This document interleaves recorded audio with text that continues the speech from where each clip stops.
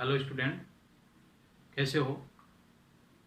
अपन जनजातियों के बारे में चर्चा कर रहे थे और पिछले अपन ने 4 वीडियो बनाए इन्हीं से संबंधित। अब लास्ट जो एंडिंग इसका टॉपिक है वो है अपना समाज व संस्कृति का, वातावरण समायोजन का और आधुनिक संस्कृति से संपर्क इनका किस प्रकार से हुआ है, उनके संबंध में अपन आज पढ़ने जा रहे हैं।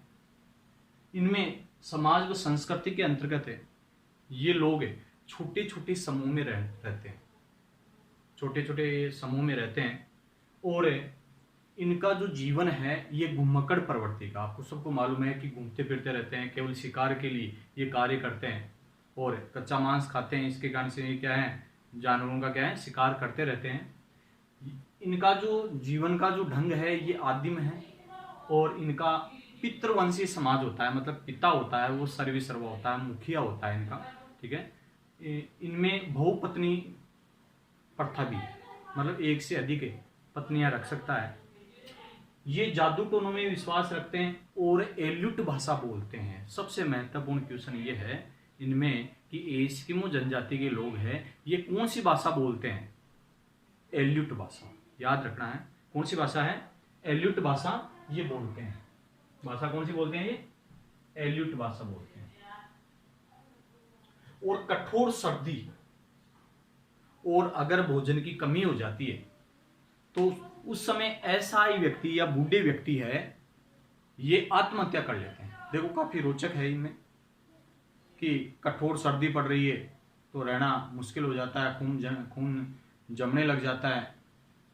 इसके अलावा ऐसा ही कुछ व्यक्ति है कि वो दूसरों पर निर्भर रहें, ऐसे व्यक्ति क्या है, आत्महत्या कर लेते हैं क्योंकि भरपूर उनको भोजन नहीं मिल पाता है, सर्दी ज़्यादा होती है, इसके कारण से उनका हाथ पैर काम करना बंद कर देता है, तो इसके कारण से वो क्या कर लेते हैं, आत्महत्या कर लेते हैं। तो इस प्रकार से ये क्या है, समाज और इनके संस्कृति के अंतर्गत है। ये जब ग्रीष्म ऋतु आती है तो उस समय क्या है, कई प्रकार के उत्सव भी मनाते हैं। कई प्रकार के क्या मनाते हैं, ये उत्सव मनाते हैं, भाग लेते हैं उसके अंदर। तो बता दो कि इसके अंदर कि ये छोटे छोटे समूह में रहते हैं, इसका जीवन घुमक्कड़ है, ये आदिम ढंग से जीवन यापन करते हैं। इनका पितृवंशी समाज है। कौन सा वंश है? ये पितृवंशी समाज है और इनमें बहुपत्नी प्रथा भी प्रचलित है। ये जादू टोनों में विश्वास रखते हैं, ये एल्यूट भाषा बोलते हैं। कठोर सर्दी व भोजन की कमी होने पर बूढ़े व अशक्त व्यक्ति आत्महत्या कर लेते हैं। इसके अलावा एक है, ये आजीवन नहाते नहीं है। काफी रोचक है ये क्योंकि सर्दियां काफी ज्यादा पड़ती है, माइनस में टेम्परेचर रहता है, तो इसके कारण से ये हमेशा मतलब जीवन में कभी भी नहाते नहीं है। कपड़े भी क्या है, पूरे फटने के बाद में उनको उतारते हैं, दूसरे पहन लेते हैं। इस प्रकार की इनके प्रथा प्रचलित है। इसके बाद में आता है वातावरण समायोजन का कार्य कि ये दुर्गम है, सामान्य मानव की जीवन की कल्पना से परे है। अपन कल्पना ही कर सकते हैं केवल कि भाई ऐसा भी हो सकता है क्या, इतने माइनस टेम्परेचर में भी ये जीवित रह सकते हैं क्या। अर्थात ये वातावरण के साथ में समायोजन का कार्य करते हैं। काफी ज्यादा कठोर जलवायु, दुर्गम होने के बावजूद भी ये यहाँ पर जीवित रहते हैं।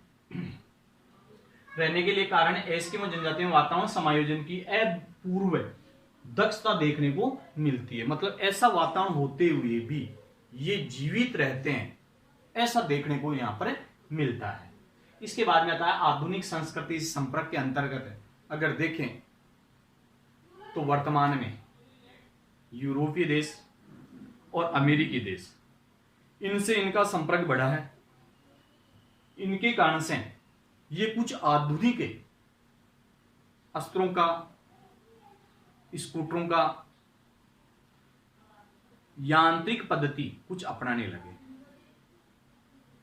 देखो इनमें आधुनिक संस्कृति संपर्क में वर्तमान में यूरोपीय अमेरिकी लोगों के संपर्क में आने के कारण है अब ये लोग आग्नेय अस्त्रों का उपयोग करने लगे हैं, बंदूक का उपयोग भी करने लगे हैं, इनका उपयोग करने लगे हैं, आग्नेय अस्त्रों का और बंदूक का उपयोग करने लगे हैं।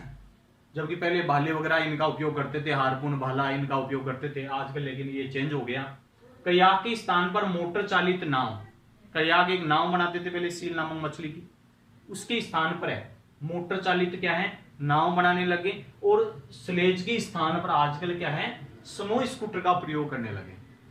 स्नो स्कूटर आता है तेज गति से, वो दौड़ाते हैं, ठीक है, और शिकार उससे करने लगे हैं। तो वर्तमान में इनका क्या है, ये इस प्रकार से संपर्क हुआ है। तो इस प्रकार से कहने का मतलब एस्किमो जनजाति के बारे में अपने पूरा टॉपिक हुआ। इनसे संबंधित कुछ प्रश्न है अभी मैं दे रहा हूं, और उनके हिसाब से उनको अच्छी तरीके से होमवर्क के रूप में भी कार्य करना है और उनको अच्छी तरीके से याद भी करना है।